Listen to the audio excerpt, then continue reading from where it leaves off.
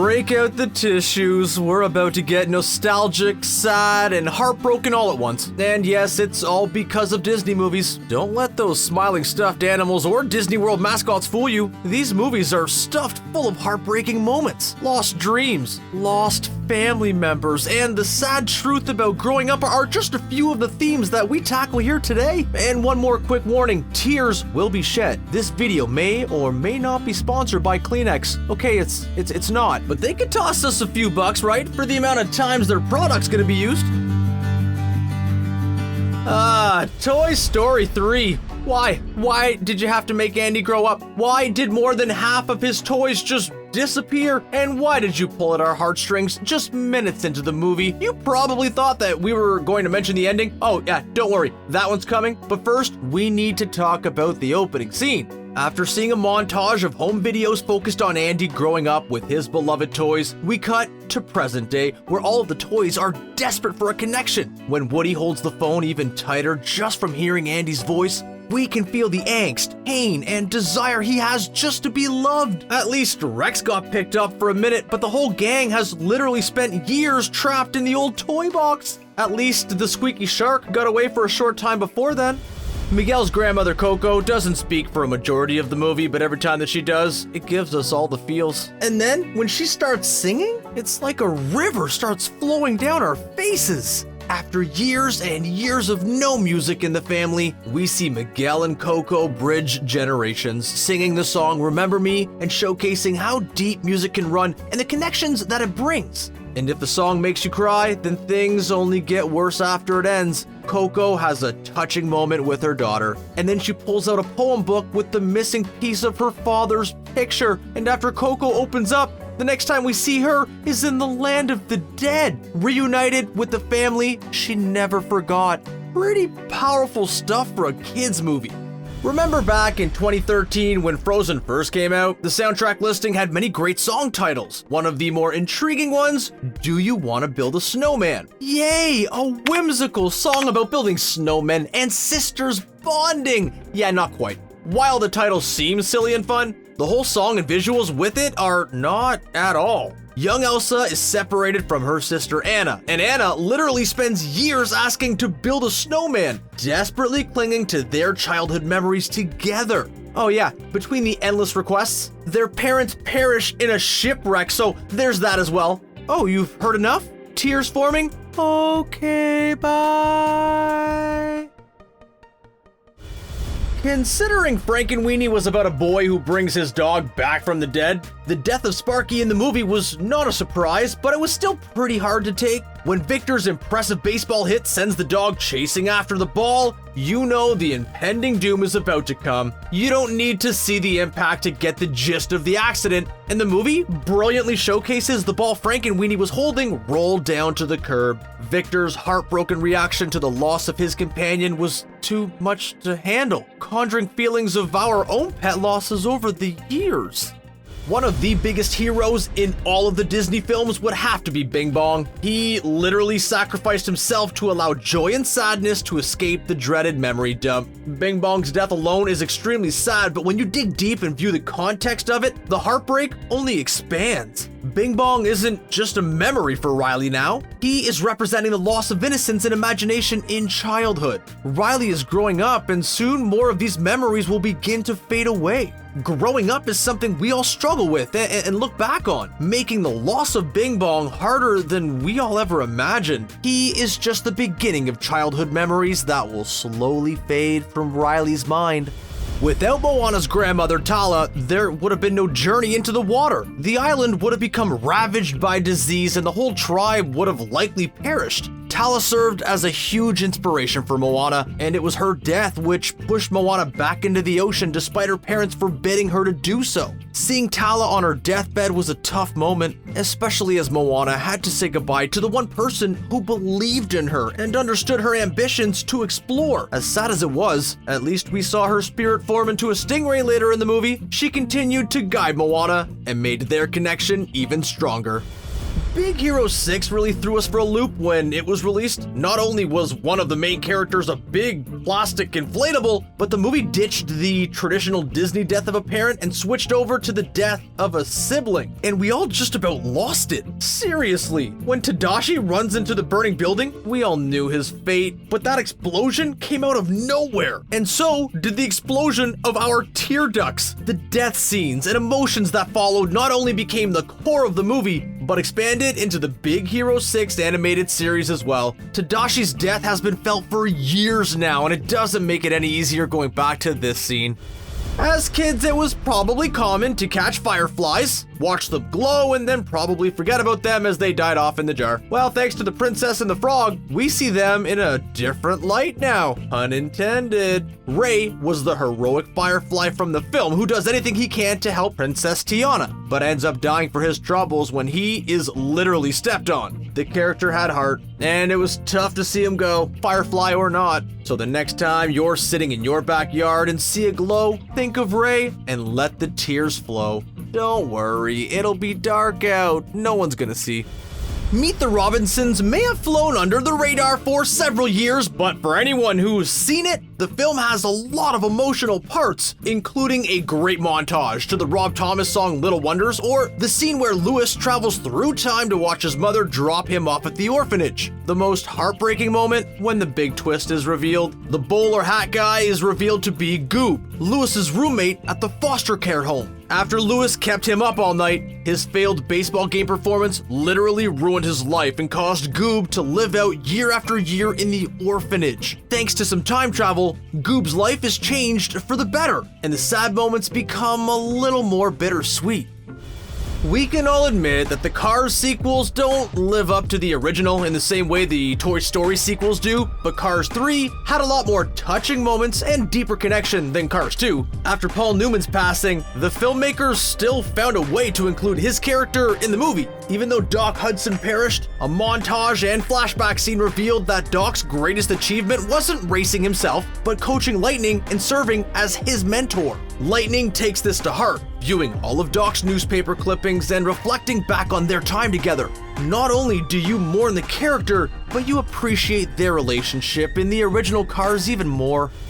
When Toy Story 2 came out in 1999, no one knew what to expect from Jessie, the newest toy in the franchise. Would she be a female version of Woody? Would she be the main villain? Well, it turns out her loud and outgoing personality was also filled with a whole lot of anguish. In another case of showcasing the sadness of growing up, we get a musical flashback to Jessie's last owner. After getting knocked underneath the bed, we watch as Jessie sees Emily start to get into phone calls, nail painting, and anything but playing with her favorite cowgirl. To make things worse, Jessie is just dumped on the side of the road without a second thought. Sarah McLachlan's vocals only make the tears pour out faster every single time we watch.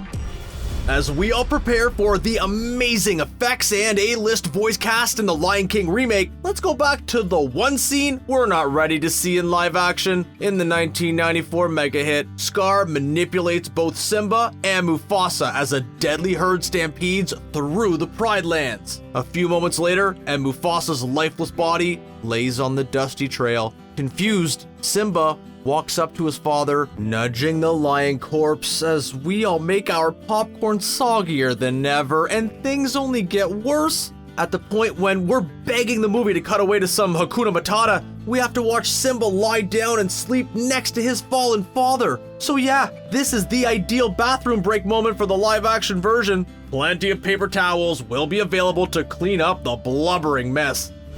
In The Little Mermaid, we knew it was King Triton raising his legion of daughters as a single father, but we didn't get too many details about her mother, and we didn't really need them. Focusing on Ariel's journey to independence was plenty enough, but years later, Disney decided we all must see how Ariel's mother perished, and they decided to release The Little Mermaid, Ariel's Beginning. Long story short, it was pirates. They crashed their ships into the mother, and poor Ariel witnessed the whole thing. We're surprised Disney didn't take things one step further on the dramatic tragedy. You know, showing the pirates turn her into sushi or something. Yikes, Disney. It's okay to leave some things to the imagination for once.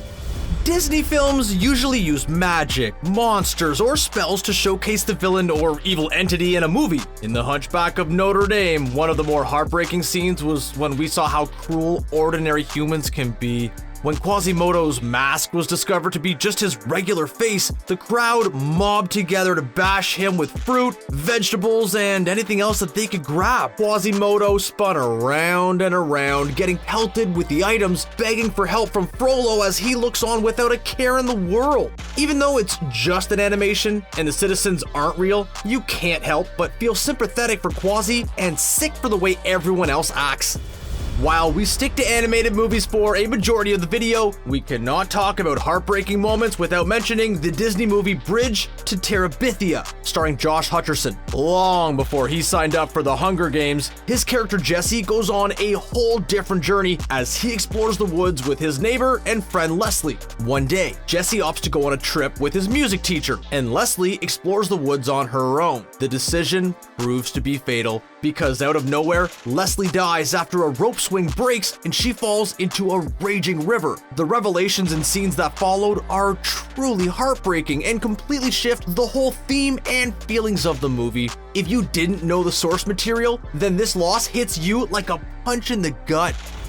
If you think the core of The Fox and the Hound is the friendship between the title characters, you're completely wrong. The true heart of the movie is the relationship between Widow Tweed and Todd the Fox after she takes him in and raises him like her own child. As Todd grows older, the threats from Amos Slade prove to be a bit too much, and she must let him go to the wild. Why would Disney do this to us? This is moment after moment of heartbreak. Tweed looking at his birthday photo. When Tweed takes off his collar, Todd's excitement even though he's unaware of exactly what's happening. And then finally, the last goodbye hug before she walks away, leaving Todd in the wild to survive on his own. Too many emotions all at once. Next entry, please.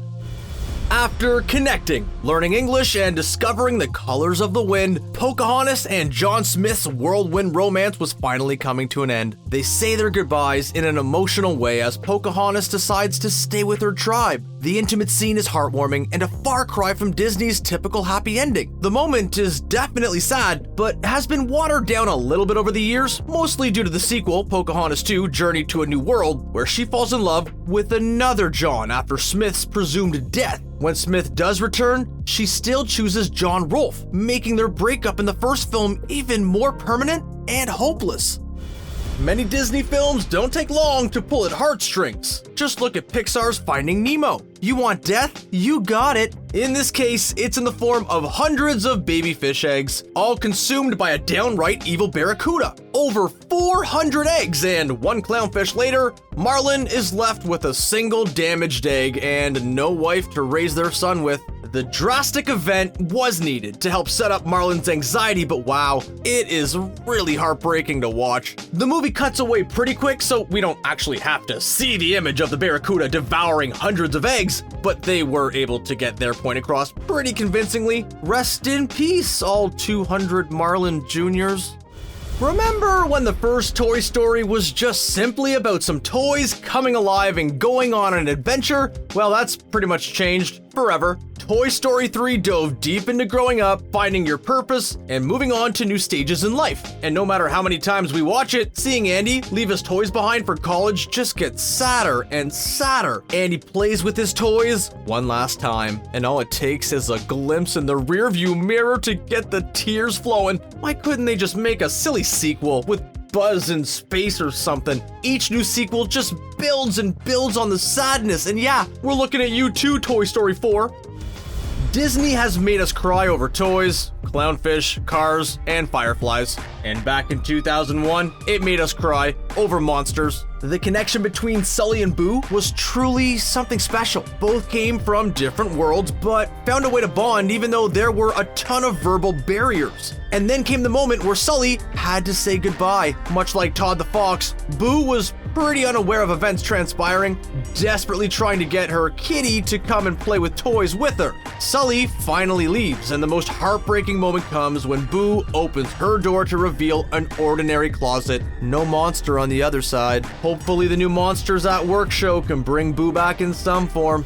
77 years later and people are still talking about this next one. With every new generation of children comes the discovery of Disney movies and the sadness that comes in the movie Bambi. Early on, we learn the danger of the hunter in the film, but we never expected Bambi's own mother would be a victim of the rifle blast. But this is the case. Bambi loses the one he loves the most and we all have to cope with another tragic Disney death. Years and years later, this one is still pretty hard to top, and hopefully Disney holds back on a live-action remake. That's what all those hunting shows on the Outdoor Channel are for.